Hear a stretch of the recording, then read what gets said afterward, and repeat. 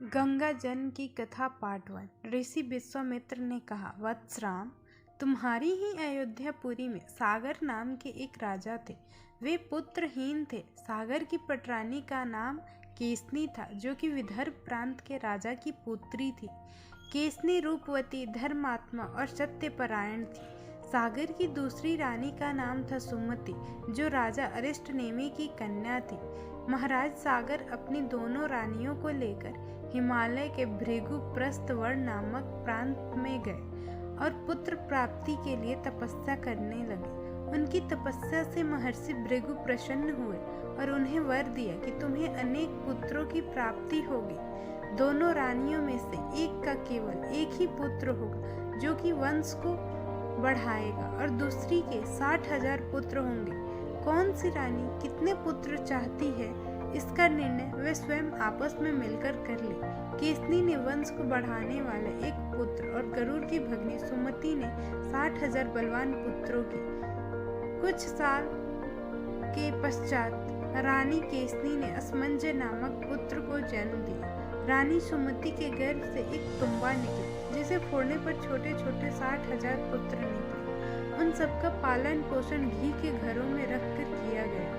काल चक्र व्यतीत होते गया और सभी राजकुमार युवा हो गए। सागर का ज्येष्ठ पुत्र असमंजय बड़ा दुराचारी था और उसके नगर के बालकों को सरयू में फेंककर उन्हें डूबते हुए देखने में बहुत आनंद आता था। इस दुराचारी पुत्र से दुखी होकर सागर ने उसे अपने राज्य से निर्वासित कर दिया। असमंजय के अंशुमान नामक का एक पुत्र था। अंशुमान अत्यंत सदाचारी और प्रक्रमी था। एक दिन राजा के सागर के मन में अश्वमेघ यज्ञ करवाने का विचार आया। शीघ्र ही उन्होंने अपने इस विचार को कार्य रूप में परिणत कर दिया। राम ने ऋषि विश्वामित्र से कहा, गुरुदेव, मेरी रुचि अपने पूर्वज सागर की यज्ञ गाथा को विस्तार पूर्वक सुनने में है, अतः कृपा करके इस वृतांत को पूरा सुनाइए। राम की इस प्रकार से जिज्ञासा व्यक्त करने पर ऋषि विश्वामित्र प्रसन्न होकर कहने लगे, राजा सागर ने हिमालय एवं विंध्याचल के बीच की हरितिमा युक्त भूमि पर एक विशाल यज्ञ मंडप का निर्माण करवाया और फिर अश्वमेघ यज्ञ के लिए श्यामकर्ण घोड़ा छोड़कर उसकी रक्षा के लिए पराक्रमी अंशुमान के सेना के साथ उसके पीछे पीछे भेज दिया।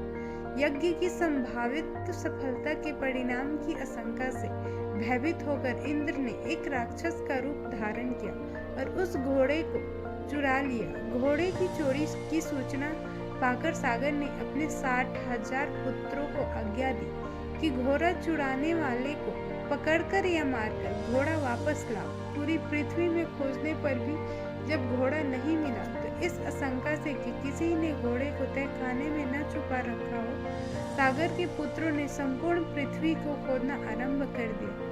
उनके इस कार्य से असंख्य भूमि तल प्राणी मारे गए। खोदते खोदते वे पाताल तक जा पहुंचे। उनके इस निरंस कृत्य के विषय में देवताओं ने ब्रह्मा जी को बताया तो ब्रह्मा जी ने कहा कि ये राजकुमार क्रोध एवं मंद में अंधे होकर ऐसा कर रहे हैं। पृथ्वी की रक्षा कर दायित्व कपिल ऋषि पर है, इसीलिए वे इस विषय में अवश्य ही कुछ न कुछ करेंगे।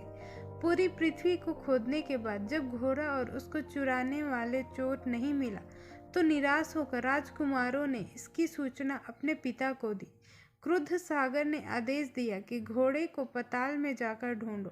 पाताल में घोड़े को खोजते खोजते वे सनातन वसुदेव कपिल के आश्रम पहुंच गए। उन्होंने देखा कपिल देव तपस्या में लीन है और उन्हीं के पास यज्ञ का वह घोड़ा बांधा हुआ है। उन्होंने कपिल मुनि को घोड़े का चोर समझकर उनके लिए अनेक दुर्वचन कहे और उन्हें मारने के लिए दौड़े। सागर की इन कुकृतियों से कपिल मुनि की समाधि भंग हो गई और उन्होंने क्रोधित होकर कहा, सागर के उन सब पुत्रों को भस्म कर दिया। अगर आपको यह वीडियो अच्छी लगी तो वीडियो को लाइक करें, चैनल को सब्सक्राइब करें।